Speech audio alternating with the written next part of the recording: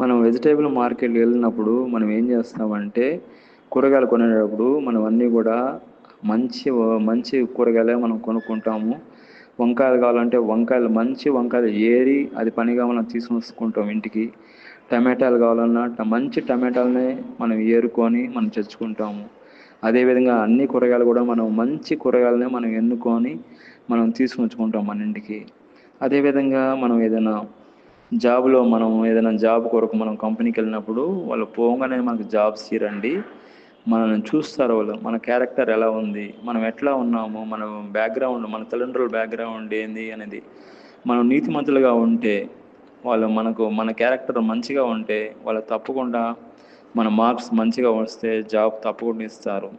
అదేవిధంగా ఆది కాండము 6వ అధ్యాయము 8వ వచనం 9వ వచనంలో అయితే నోహు యెహోవా దృష్టి యందు కృప పొందినవాడాయను.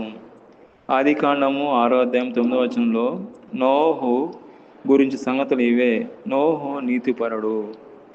నీతిపరుడుగా ఉంటే, దేవుడి దృష్టిలో మనం నీతిపరులుగా ఉంటే అనేకమైన ఆశయాలు మనం పొందుకుంటాము. దేవుడి వాక్యం దీవించును గాక.